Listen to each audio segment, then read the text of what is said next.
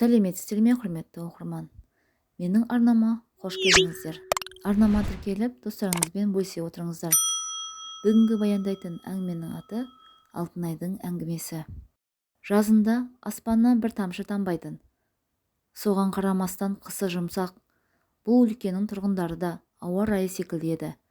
Қызу қанды, батыр мінезді болса да, аңқылдағанда көмейі көрінетін ақжарқын, дархан көңілді адамдары көп ауылда. Қасым ата мен Ақсұлу апа ең керемет кісілер. Үлкен ұлының тұңғышын төл басымыз деп еміреніп, өз қолдарына алып, иеленіп алған ата мен әже әзір бақуаттылығын айтып, бүкіл ұлдарын бөлек жіберген. Бар көз қуаныштары Алтынай. Шаштары бейне бір алтындай жарқырап туылған қызы.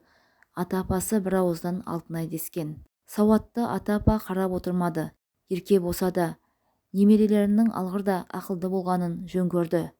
Алтынайдың зеректігі сонша, 3 жасында әріп таныды. Балабақшаға барар жолда көрінген ірі-ірі жазулардағы әріптерді ғана атап жүрген қыз бір күні бақша ғимаратының төбесіне қарап шалқайып тұрып балдырған деп оқып берді. Бүкіл ауыл сол күні Қасымның қорасындағы бір қойдың етін жеп, Ақсұлудың үлпілдеген бауырсағынан асап, шоқ самауырының шайын тауысқан. Ақ баталар берілген дастархан басы мәре-сәре. Атасы мен әжесі Алтынай десе ішкен астарын жерге қоятын. Солай ішкені алдында, ішпегені артында өсе берген қыз. Кейіннен осының болашағы үшін деп қалаға көшті ұлдарының атынан. Қаладағы ең деген мектепке оқуға барды Алтынай. Мектепте беделді, белсенді оқушылардың бірі болды.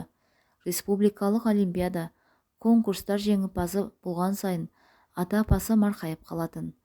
Мектепті өте жақсы аяқтап, осы қаладағы өзі армандаған басқару мамандығына грантқа оқуға түсті. Алтынайдың белсенділігі студент шағында да жалғасты. Кез келген іс-шара, дебат, ғылыми кеңестер бәрі Алтынайдың қатысуымен болды. Оқу орнының ең мықты студентінің бір күні қарапайым қоғамдық көлікте жүрегі бүлк етіп сылқ ете қалатын кім біліпті-ау. Өмірінде жігіт атаулыға білегінен ұстатып көрмеген қызға тілі майда, көзі жайнаған темір жігіттің сұлтаны болып көрінді. Көңілі алып ұшып, жүрегі махаббат вальсін билеп жүріп бір жылда су еткен араларында. Көзі жұмып, 3-ші курсты бітірген бойда темірдің етегінен ұстаған. Бақытты күндер ұзақ болмады. Бұл байқамады, әлде ол байқатпады кезінде. Темір ащы судың құлы еді. Көп уақыт өтпей, аяғы ауырлаған Алтынай үшін бұл ауыр соққы болды. Темірдің тап осы теріс тірлігі жас келіншектің жанына батқаны сонша жиі ауруханаға түсіп қала берді. Іштегі шаранаға төнген қауіп те болашақ әкені толғандырмады. Жүктіліктің 8 айлық мерзімінде қатты ауырды Алтынай. Дәрігері жедел жәрдеммен әкетіп, өз аяғымен ауруханаға жатқызып кетті. Осы жолы темірі артынан келіп тұрды. Осыған да мәз еді жас келін. Қылықтарын ұмытып, жасылыққа үміттеніп жүрегі жібіп кететін күйеуіне. Бір күні бет-аузы сіңіреп келді күйеуі. Не болды? Көңілім онша емес, үйде іш пысты. Не ғой Алтынай? Иә, ноутбугыңды берші, іш пысқанда қарап жатайын. Білем, туған күніңе әпергенін де, ата-апамның әпергенін де біліп тұрмын. Берші енді. Қаперінде түк жоқ. Қолына ұстатты, жіберді бағалы затты. Сол кеткеннен темір төбе көрсетпеді. Бұл көңілі алаңдап отырғанда, мейрам күндерінде үйлерінде болыңдар деп дәрігерлері палаталардың бәрін үйге шығарды. Сүйіктісіне телефон соққан, көтермеді. Өзі алып ұшып үйге жеткен. Үйде ешкім жоқ. Дереу ноутбукты қараған, ол да жоқ. Құдай-ау, қу дүниені ойлап не бар еді? Өзі қайда? Деп сыртқа ұмтылды келіншек. Қаладағы аурухана атаулының бірін қалдырмай, айықтырғышқа да тіпті болмағасын мәйітхананы да түгел сүзіп шықты. Жоқ. Жүрегі қысылып, қаға жөнелген келіншек ішінің ауырғанын да елемей алға жүрген сүрініп кетті. Жиек жолдың тегістігіне қарамастан сүрініп кеткен жүкті келіншек ішін ұстап өксіп жылаған. Тәні емес, жаны ауырды бұл жолы. Алтындай кірпіктеріне ілініп барып, үзіліп түскен әрбір көз жасында талай күнгі ішқұсалық, күдікті жеңгісі келген нәзік үміттің әлсіз өлермендігі, толғантқан болашағы мен алаңдатқан қазіргісі бар еді. Ақ шарқат тыққан орыс әжей келіп демеп желмесе жата беретін түрі бар. Әжей мұны бір тәңірге тапсырып жүріп үйіне жеткізді. Зу етіп бір апта өтті. Темір жоқ, енесіне хабарласқан. Бар айтқаны, құда-құдағилар білмесін. Ноутбук туралы да жағашпауын сұрады келіннен. Үйдегілерге әр нәрсені сылтау етіп сіңлісін жіберткізген. Туғанның аты туған, алып ұшып жетті қасына. Сол күні толғақ басталып, өзі де, сіңлісі де абыржыңқырап барып, перзентханаға қарай із салды. Босану ауыр болды. Жарты тәуліктен астам қиналған келіншектің жанын алып қалған білікті дәрігерлер еді. Қолына балпиған ұлын алғанда бәрін ұмытып, ерекше сезімге бөленді. Әйтеуір артынан сіңлісі кеп тұрды, оны мұнысын арқалап. Дәрігерлер сіңлісіне ана мен баланы ұзағырақ ұстайтынын айтты. Жағдайлары тұрақталып келеді деп те жұбатты. Бір апта дегенде жоғалған әке қайдан естігені белгісіз, кеш бата келмесі бар ма? Аман сау, әлде шын сүйді, әлде көндікті тағдырына Алтынай оны еш сұраққа алмастан қабылдаған. Ол да дым болмағандай 3-4 күн өткеннен кейін әйелі мен ұлын шығарып алды. Енесі кеп бір күн болды да, балаға қарайтын шамасы жоғын бірден айтты. Келіншек не десін? Жалдамалы пәтерлерінде екеуі шақалақтың бетіне қарап қала берді. Балаға 6 ай толғанда ауылдан апасы хабарласты. Өз анасы босаныпты. Бұларға айтуға қысылған көрінеді. Алтынай қуаныштан бір жылап, бір күлді. Әңгімесін түйіндей келе апасы: бір бала баққан не, екеуін баққан не, Жансерікті әкеп таста, ал өзің оқуына қол үзбе қарғам, оқудың аты оқу, деді. Сөйтіп не керек Алтынай 2 жылдың қалай өткенін де, ұлының қалай өскенін де білмеді. Темір де түзелгендей еді. Алтынайдың нағашылары еліміздің тұмса табиғатқа аса бай өңірінен еді.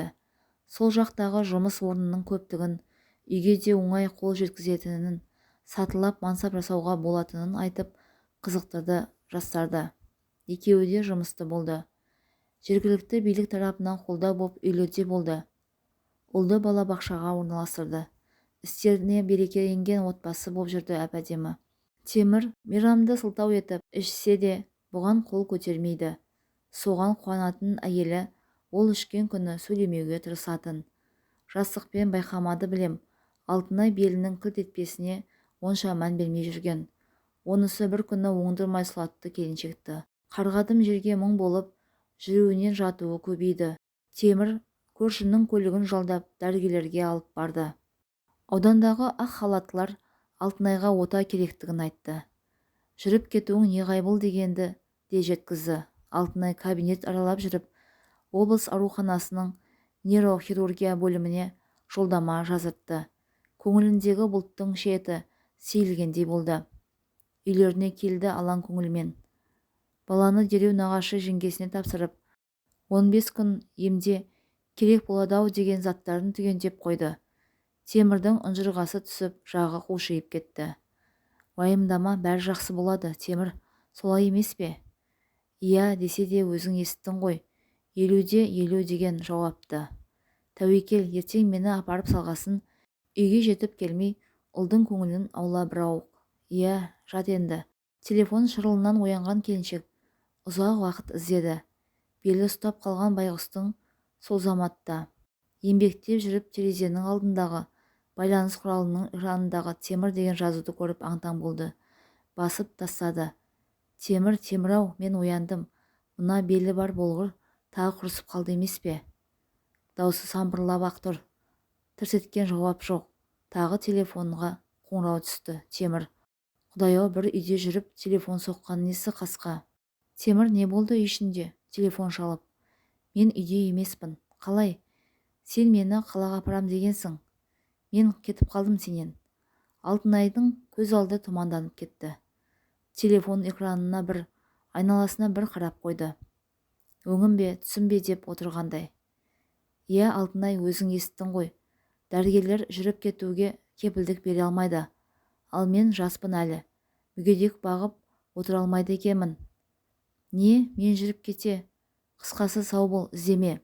Желі бойындағы мағынасыз дыбыс ұзаққа бармай-ақ тыңқ деп сөнгенде Алтынай селк етті. Жар жағалап есікке жетті. Әлі құрып етпеттеп құлады.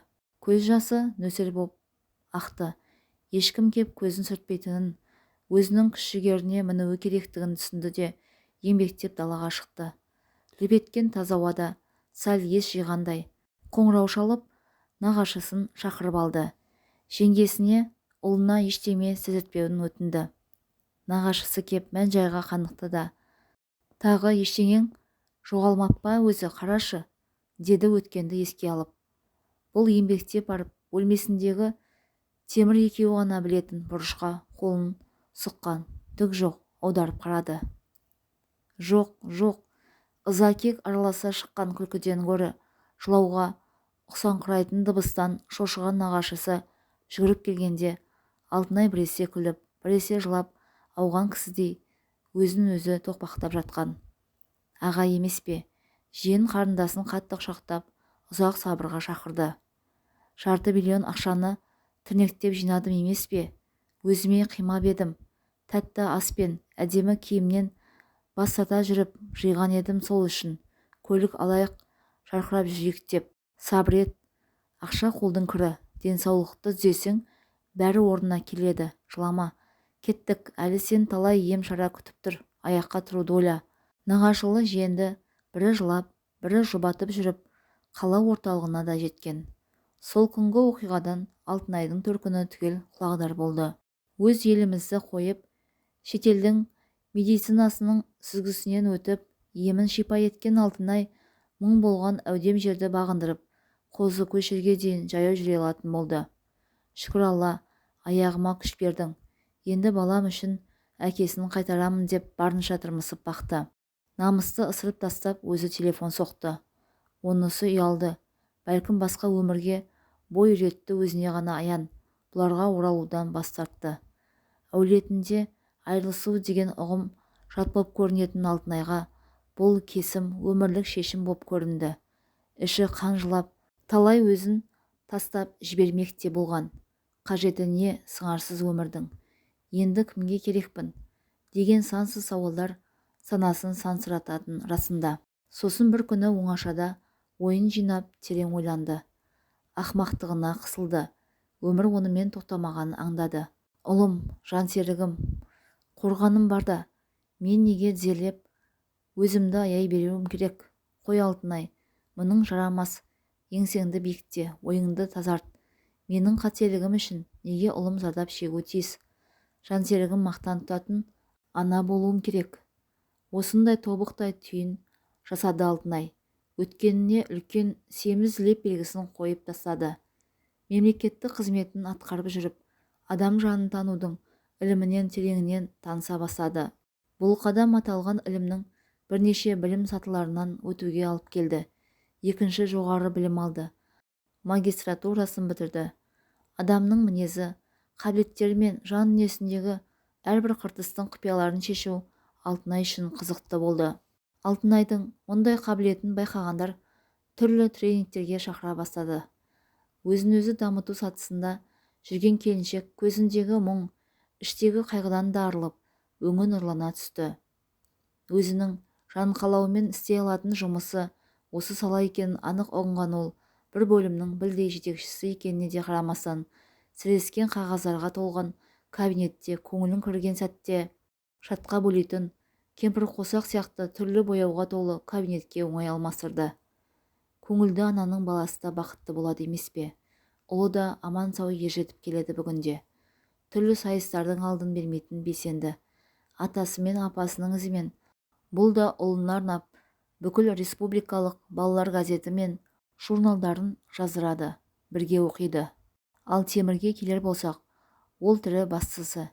Кейінге оралуға батыл жетпеген еркек екінші рет отау құрды. Екі қызы бар келіншекпен бас қосқан. Әрине, оларды жатсынбады. Десе де, оны өмірдің соққысы іштей сындырып үлгерген. Бұл некеден көп күттірген ұлы іштей сал ауруына шалдығып дүниеге келді. Кезінде алғашқы ақ некелі жарын мүгедексің деп жарты жолдан тастап кеткені үшін алған жауабын деп ұғынса да, Темірдің мұндай тағдырын естіген Алтынай, мейірімі мол Алла, кешіре гөр мені, қарғамадым оны, сәбиімен сынай көрме, деп налып та қалды.